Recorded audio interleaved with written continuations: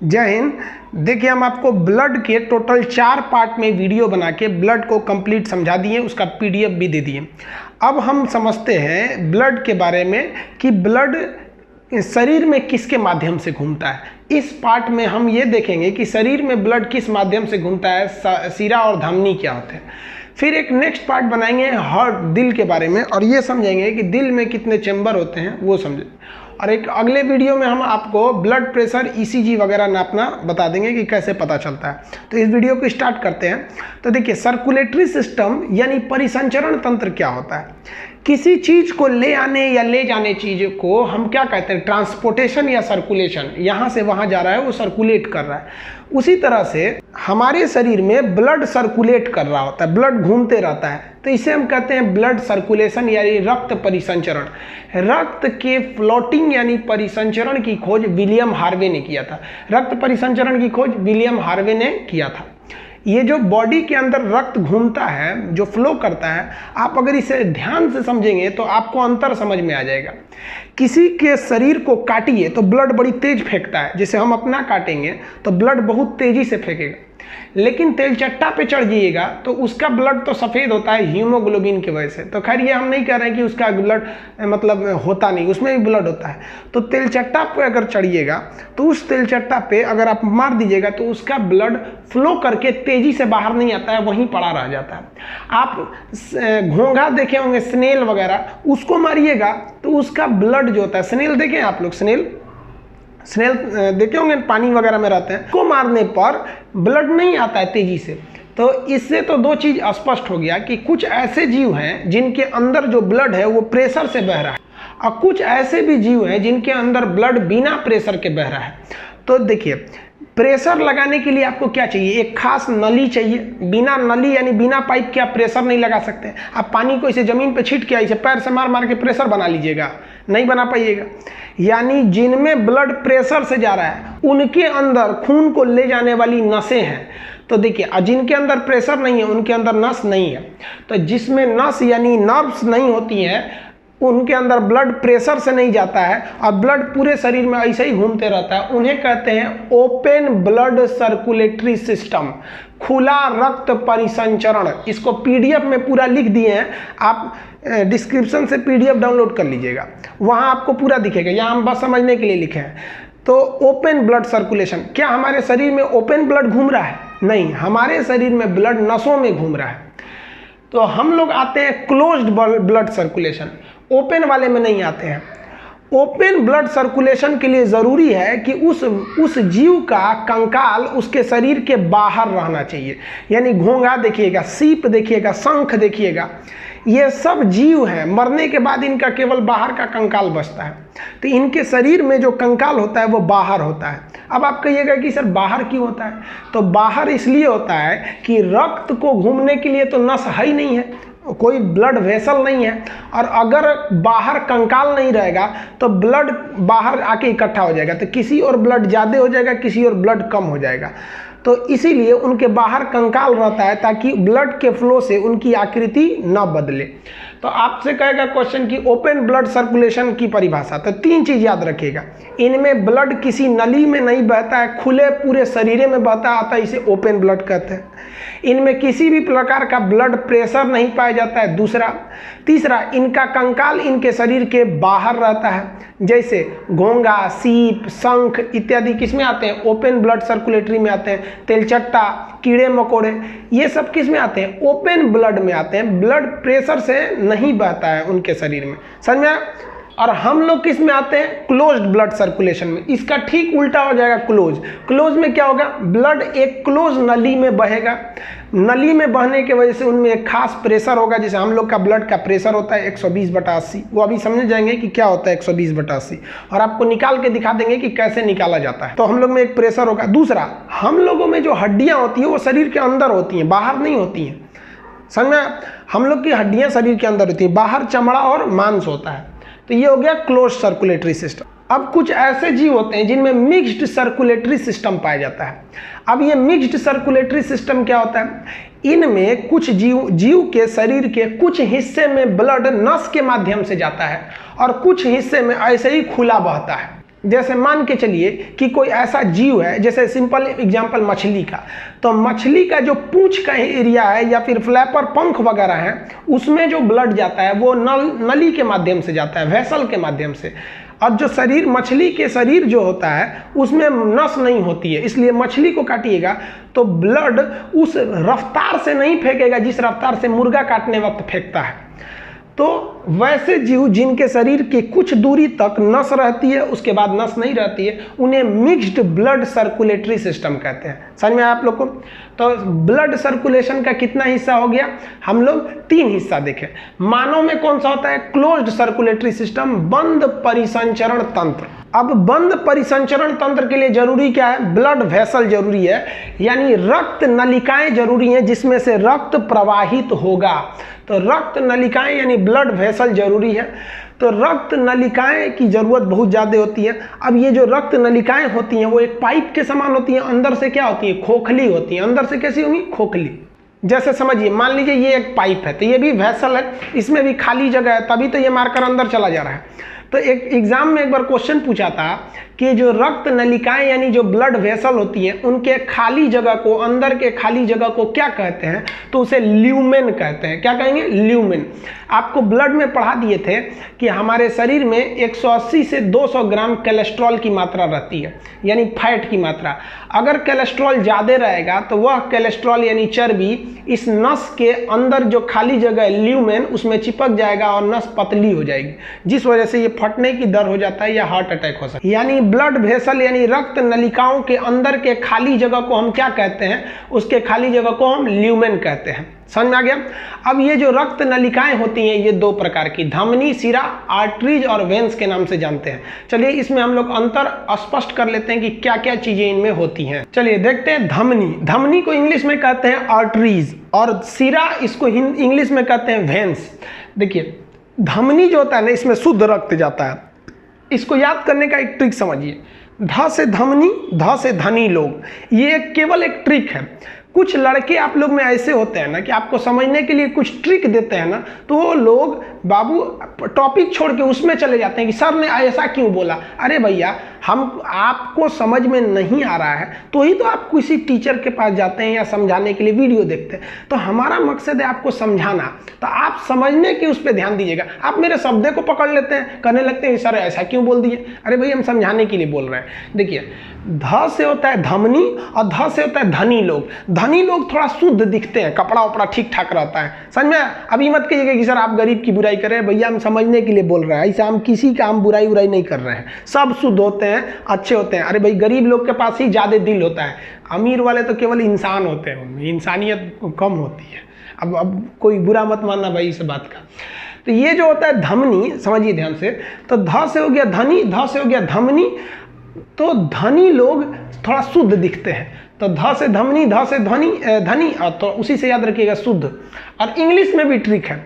ए से होता है आर्टरीज, यानी आर्टरीज, ए से ए ग्रेड। ए ग्रेड मतलब अच्छा खून, ए ग्रेड का खून आर्टरीज में, शुद्ध खून। तो शुद्ध या किसे याद रखिए? ध से धनी, तो धमनी में। ये समझ में आ गया? उसी का उल्टा कर दीजिएगा तो ये हो जाएगा। एक ही याद रखिए।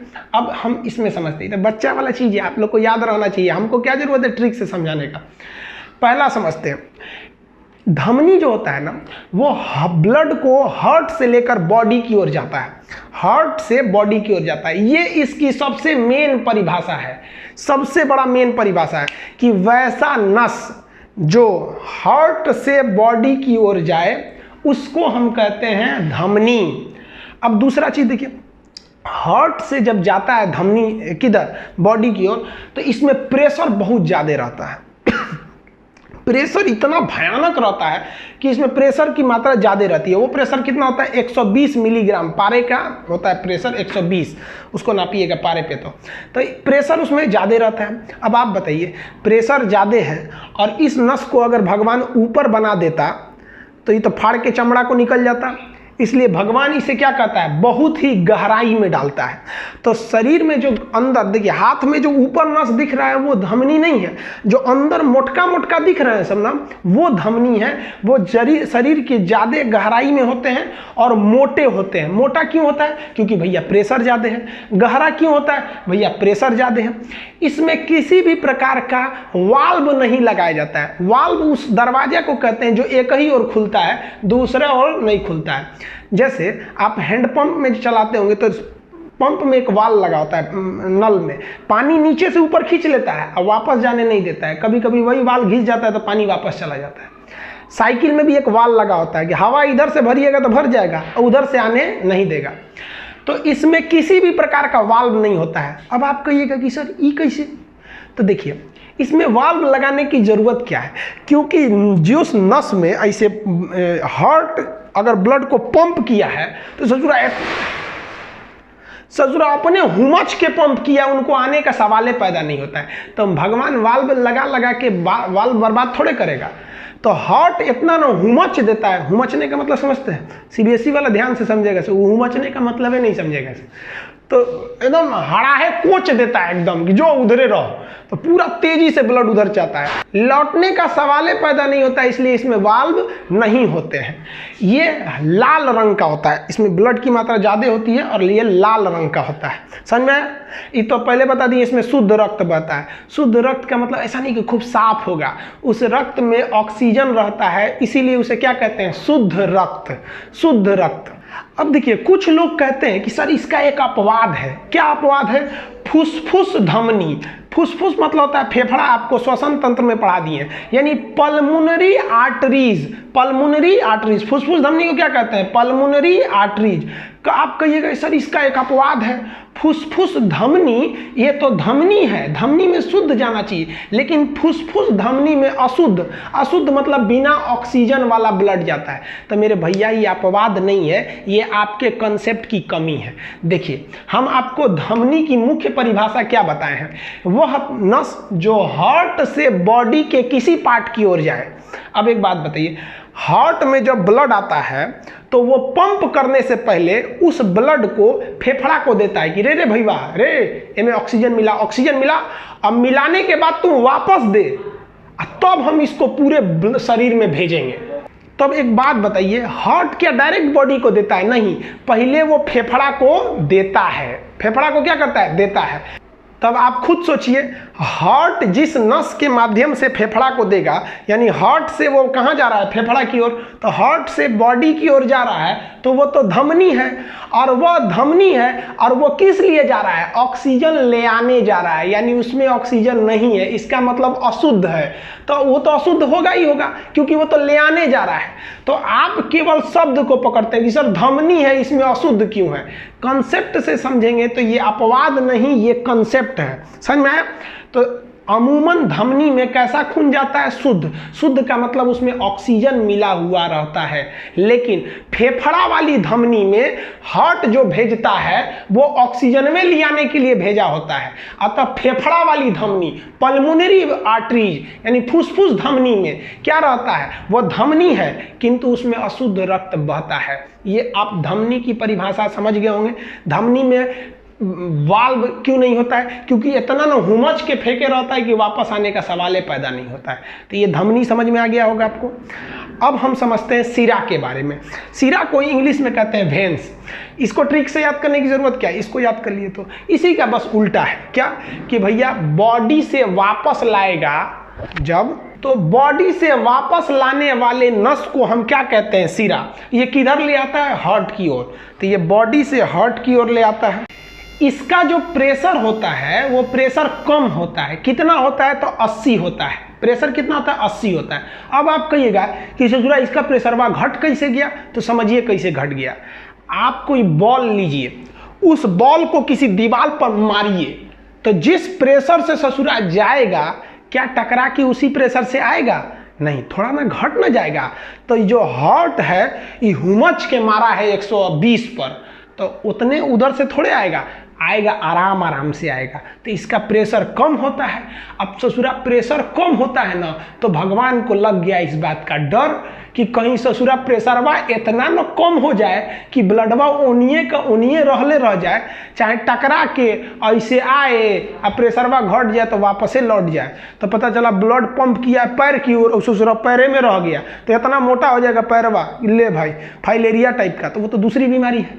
तो भगवान बहुत होशियार था, देखा कि ससुरा जो पंप करता है ये पंप, तो इसमें प्रेशर कम होता है, इसीलिए इसमें एक वाल्व लगा देता है। वाल्व देखिए ध्यान से, ये यही है वाल्व। ये वाल्व क्या होता है कि ब्लड जब इधर जाएगा तो ये तो खुल जाएगा, और गलती से लौटेगा, लौटने के लिए देख रहे हैं, लौटने के टाइम पे उल्टा प्रेशर लगेगा, उल्टा प्रेशर लगने के कारण भग देना बंद हो जाएगा। भग देना बंद हो जाने का मतलब समझते हैं, सडनली क्लोज डाउन, तो सडनली क्लोज हो जाएगा वाल्व में। तो चूंकि इसका प्रेशर कम होता है ना, इसलिए भगवान होशियार था, कहीं ससुरा लौट गया तब डाल दिया वाल्व कि लौट, अब तुम लौटिए नहीं पाएगा। और जब लौट नहीं पाएगा तो अगली बार हार्ट ना और हुमच के मारेगा, तो उसके बाद वाले जो ब्लड आए हैं सर इसको ठेल लेके चल जाएंगे। सर चल चल बकलवाइया क्या रुका था, चल चल चल वहाँ चाचा बुलाए हैं, हार्ट चाचा, हार्ट दिल, समझा है आपको। तो ये इसका प्रेशर कम होता है, इसीलिए इसमें वाल्व होता है। प्रेशर कम होने के कारण भगवान इसको बहुत पतला बनाया है, कहा कि सजरा इसका प्रेशर कम है, ये थोड़े ना फटेगा कि इसको इतना मोटा करना है, और पतला भी बनाया है और त्वचा के ठीक नीचे रखा है इसको। इसलिए जो आपको ये नसें दिखती हैं ना, ये नसें सिरा नहीं है, ये धमनी है, ये पतली है, इनका रंग हल्का नीला दिखता है, लाल नहीं दिखता उनकी तरह, नीला। यहाँ हल्का हल्का जो दिखता है वो धमनी होती, सिरा होती है, उनमें प्रेशर उतना तगड़ा नहीं होता है। समझ में आ गया आप लोग को। तो ये ऊपर वाला जब नस कट जाता है ना, तो इसमें फुचुर फुचुर पानी फेंकता है, इसे हल्का हल्का ब्लड निकलता है, धीरे धीरे फेंकता है। और वही अगर अंदर वाला कट गया ना कचकचा के, तो फेंकेगा एकदम भयानक। इसलिए जब मीट मांस वाला मुर्गा काटता है या बकरा काटता है तो देखिएगा यहाँ का पहले चमड़ा काट देगा। इसे चमड़ा काटने के बाद ये जो मेन नस दिख रही है, एक इधर मेन नस दिख रही है, चमड़ा काटने के बाद उस नस को काट देगा, तो आपको एक आवाज़ सुनाई देगी प्रेशर का, उसमें से ब्लड निकलने का। और अगर वही नहीं कटेगा ना तो बेचारा तड़पेगा, बहुत जल्दी मरेगा नहीं। फिल्म उलिम में देखिएगा ना, लड़की सब नौटंकी करती हैं, सर तुमने मुझे धोखा दिया, जाओ मैं अपना नस काट लूँगी। ससुरी गुस्सियाती है सर तो नसवा काट लेती है। सर ये बकलोलिया, ऊपर वाला सिरा काहे काट रही है, कचकचा के काटना एकदम धमनी, तब समझ में आएगा। आपको कोई अगर ब्लैकमेल करे ना, जब मैं हाथ काट लूँगी, ससुरी को कहिएगा ना तो ससुरी धमनी काट, धमनी ये वाला धमनी काट, नहीं काटेगी, बहुत होशियार होती है सब। तो आपको कोई इस तरह से उलझाए तो उलझिएगा नहीं, किसी को लाइफ में मनाइएगा मत। एक बार मना दिए ना वे जिंदगी भर मनाना पड़ेगा, नहीं तो हर 2 मिनट पर उठेंगे लोग, हाँ हम खाना नहीं खाएंगे, छोड़ दीजिएगा भूखले। आप कितना दिन कोई भूखे रहेगा, जब खाना खाने जाए तो टोक दीजिए, हे तुम तो गुस्सा थी, बोली थी कि खाना नहीं खाएंगे, मत खा मत खा। ससुरी को 15 दिन तक ऐसे भूखे टटा दीजिएगा, देखिएगा जिंदगी भर कब्बो ही नहीं बोलेगी कि हम खाना नहीं खाएंगे। जब जब याद आएगा कि ससुरा बहुत जल्ला आदमी है, 15 दिन भूखले छोड़ दिया था। समझ में आया। तो ये सिरा के बारे में। अब देखिए, सिरा में अशुद्ध रक्त जाता है। अशुद्ध का मतलब ये जो ब्लड गया था वो तो ऑक्सीजन बांट के चला गया, अब वापस आ रहा है तो इसमें ऑक्सीजन नहीं है, इसमें क्या चीज है, CO2 है। अशुद्ध रक्त में क्या हो जाता है, CO2 होता है, तो वापस लाता है। तो जितने भी सिरा है उसमें अशुद्ध रक्त जाता है। कौन सा रक्त, अशुद्ध रक्त। अब कुछ लोग कहते हैं कि भैया अपवाद है, क्या है, अपवाद। अपवाद क्या है, फुसफुस सिरा, यानी फेफड़ा से आने वाली सिरा, क्योंकि उसमें तो अशुद्ध नहीं शुद्ध रक्त जाता है, उसमें ऑक्सीजन रहता है। तो फिर वही बात, कंसेप्ट की कमी है। एक बात बताइए बाबू, अगर शरीर के किसी बॉडी पार्ट से हार्ट की ओर आएगा तो उसे हम क्या कहेंगे, सिरा। अब फेफड़ा से दिल की ओर आ रहा है तो वो तो सिरा है, और कहाँ से आ रहा है, फेफड़ा से, इसलिए उसे क्या कहेंगे, फुसफुस सिरा, यानी फेफड़ा वाला सिरा, पल्मोनरी वेन्स। अब आप बताइए, फेफड़ा से आ रहा है तो ऑक्सीजन लेके ना आएगा, तो आप बताइए जब ऑक्सीजन लेके आ रहा है तो अशुद्ध कैसे होगा, वो तो शुद्ध हो जाएगा। तो वो अपवाद कहाँ है, वो तो कंसेप्ट है कि फेफड़ा से आने वाला सिरा CO2 नहीं ले आता है बल्कि ऑक्सीजन ले आता है, इसीलिए उसको लोग अपवाद कहते हैं। समझ में आ गया। इतना नहीं दिमाग लगा सकते हैं तो जो ट्रिक बताए थे, धनी लोग शुद्ध होते हैं, उसे याद रखिएगा, अपवाद में याद रखिएगा फेफड़ा, बस फेफड़ा के समय उल्टा कर दीजिएगा। इतना समझ में आया आप लोग को, ये सिरा धमनी। अब आप समझाते हैं आपको कि ब्लड कैसे जाता है, महाधमनी महासिरा इत्यादि क्या होते हैं। आप इसका एक स्क्रीनशॉट लीजिए, फिर समझाते हैं आगे। देखिए अब बॉडी के अंदर जो ब्लड फ्लो होता है वो किस रास्ते से फ्लो होता है इसको समझते हैं। शरीर में रक्त का मार्ग बॉडी के अंदर कैसे होता है, ये दो पार्ट में आपको पढ़ना पड़ता है। एक बॉडी में कैसे फ्लो करता है, दूसरा हार्ट में कैसे फ्लो करता है। तो देखिए यह हम जो हार्ट बनाए हैं ना, ये प्यार मोहब्बत वाला दिल है, बायोलॉजी वाला नहीं है। लेकिन आप लोग को यही ज़्यादा समझ में आता है, इसलिए हम इसी को बता दिए यहाँ पे। और जब हार्ट बनाएंगे ना तो हम आपको हार्ट बनाने का तरीका बता देंगे। आपको पता है 90% लड़का हार्ट नहीं बना पाता है, तो हम लोग वीडियो में सीख भी लेंगे कि हार्ट बनता कैसे। बहुत सिंपल है, अभी आप इसी को हार्ट समझिए। हालांकि ये ह्यूमन हार्ट नहीं है, ये लफुआई वाला हार्ट है जो अभी आप लोग इसी दुनिया में है। तो देखिए जब ब्लड निकलता है हार्ट से, तो आपको पता है धमनी से निकलता है। तो कोई भी चीज़ का एक साइज होता है, आप सुने भी होंगे, कोई भी चीज़ का छोटा, मीडियम, बहुत बड़ा, है कि नहीं। बहुत बड़ा होता है, फिर मीडियम होता है, फिर छोटा हो जाता है कोई भी चीज़। तो यहाँ पे देखिए ना, धमनी में महाधमनी, धमनी, छोटी धमनी, देख रहे हैं एक सीक्वेंस में छोटा हो रहा है, महाधमनी, धमनी, छोटी धमनी। सिरा को भी देखिएगा, महासिरा, सिरा, छोटी सिरा। धमनी में भी महाधमनी, धमनी, छोटी धमनी, महासिरा, सिरा, छोटी सिरा। और दोनों जाके मैच कर जाते हैं केशिका पे। अब हम समझते हैं एक एक करके। ब्लड जो हार्ट पंप करता है वो किस में पंप करता है, महाधमनी में पंप करता है। महाधमनी भी धमनी ही है, बस साइज में थोड़ी मोटी रहती है। उसके बाद वो छोटी छोटी धमनियों में बढ़ जाता है, और उन छोटी छोटी धमनियों के बाद ये छोटी छोटी धमनी के बाद और छोटी धमनियों में बंटने लगता है। यानी नस जो होता है मोटा होता है, जैसे ये देखिए महाधमनी, ये बहुत मोटा है, जबकि हाथ में का ये है धमनी है। यहाँ पे देखिएगा तो ये छोटी धमनी है, छोटी छोटी हो जाती हैं। तो बस साइज का अंतर होता है, बाकी सब चीज़ एक है। तो कैसे हार्ट से निकलेगा, महाधमनी, धमनी, छोटी धमनी।